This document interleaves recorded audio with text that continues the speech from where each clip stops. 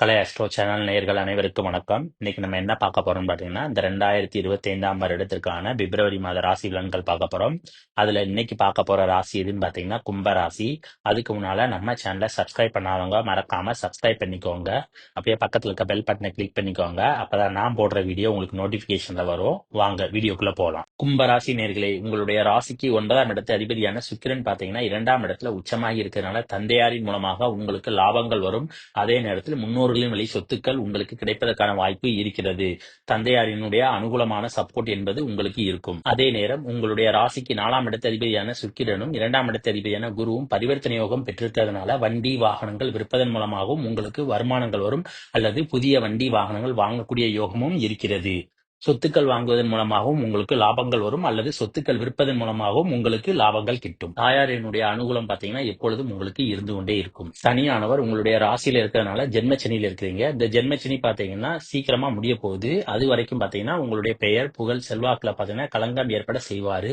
அதனால நீங்க பொறுத்து கொண்டு இருப்பது நல்லது. அதே நேரம் செய்கின்ற காரியங்கள் எல்லாவற்றுமே பாத்தீங்கன்னா ரொம்ப கவனமா இருக்கணும். ஏன்னா அந்த காரியத்தினாலே பாத்தீங்கன்னா உங்களுடைய புகழ் குறைவதற்கான வாய்ப்பு ஏற்படும். உங்களுடைய ராசிக்கு 7ஆம் இடத்து அதிபதியான சூரியன் பாத்தீங்கன்னா மாதத்தினுடைய பாதி நாட்கள்ல பாத்தீங்கன்னா 12ஆம் இடத்துல இருக்காரு. இதனால மனைவியின் மூலமாக உங்களுக்கு விரை செலவுகள் ஏற்படும், அல்லது நண்பர்களின் மூலமாகவும் உங்களுக்கு விரை செலவுகள் ஏற்படும்.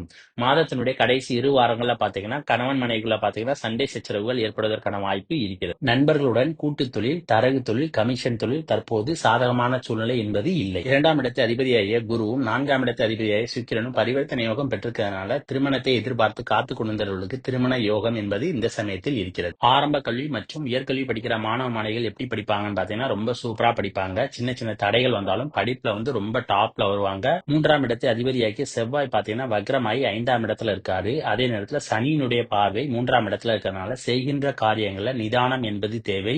வெற்றி வாய்ப்புகள் என்பது அவ்வளவு சீக்கிரம் உடனே கிடைக்காது. அதனால பொறுமை என்பது இந்த சமயத்தில் உங்களுக்கு தேவை. இந்த காலகட்டத்தில் இளைய சகோதர சகோதரிடம் ஆதரவு என்பது இருக்காது. அரசு சம்பந்தமான காரியங்கள்ல பாத்தீங்கன்னா டிலே ஏற்படுவதற்கான வாய்ப்பு இருக்கிறது. நண்பர்கள் உதவி செய்ய முன் வருவதற்கு யோசிப்பார்கள். சொந்த தொழில் செய்யறவங்க பாத்தீங்கன்னா இந்த சமயத்துல ரொம்ப கவனமா இருக்கிறது நல்லது. அதே நேரத்தில் விரிவாக்கம் செய்யாமல் இருப்பது நல்லது. ஏன்னா சனியினுடைய பார்வையானது 10ஆம் இடத்துல விழுகிறதுனால செய்கின்ற தொழில பாத்தீங்கன்னா எதிர்பார்த்த லாபங்கள் கிடைப்பது கடினம். அதே நேரம் கேதுனுடைய பார்வையானது 10ஆம் இடத்துல இருக்கிறதுனால இருக்கின்ற தொழில பாத்தீங்கன்னா குறைப்பதற்கான முயற்சியை அவர் செய்வார். இதன் மூலமாகவும் நஷ்டங்கள் ஏற்படுவதற்கான வாய்ப்பு இருக்கிறது. கேதுவானவர் உங்களுடைய ராசிக்கு 8ஆம் இடத்துல இருக்கிறதுனால அடிக்கடி மனசஞ்சலங்கள் என்பது உங்களுக்கு ஏற்பட்டு கொண்டே இருக்கும்.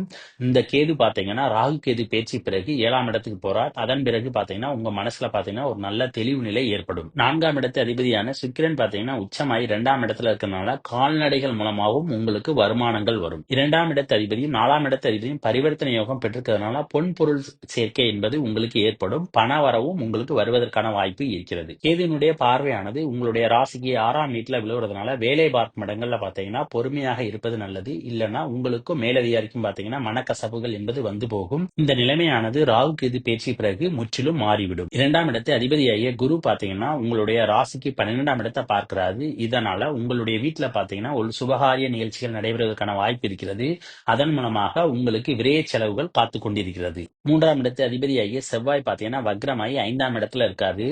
அதனால உங்களுடைய பிள்ளைகளுடைய உடல் ஆரோக்கியத்துல கவனமா இருக்கணும். இல்லைன்னா உடல் ஆரோக்கிய குறைபாடுகள் ஏற்படுவதற்கான வாய்ப்பு இருக்கிறது. இந்த ஆரோக்கிய குறைபாடுகள் ஏற்படுவதாக இருந்தால் தலை, முகம், கழுத்து, தோள்பட்டை ஆகிய பகுதிகளில் கவனமாக இருக்க வேண்டும். 5ஆம் இடத்து அதிபதியும் உங்களுடைய ராசி அதிபதியும் 1ஆம் இடத்துல இருக்கிறதுனால உங்களுக்கும் பிள்ளைகளுக்கும் பாத்தீங்கன்னா அடிக்கடி சண்டை சச்சரவு என்பது வந்து போகும். காதலிக்கிற கும்பராசினியர்களுக்கு எப்படி இருக்குன்னு பாத்தீங்கன்னா காதலர்களுக்கு இடையே பாத்தீங்கன்னா அடிக்கடி சண்டை சச்சரவுகள் என்பது வரும். ஏன்னா 5ஆம் இடத்து அதிபதி பாத்தீங்கன்னா சனியோட சேர்ந்து இருக்காரு.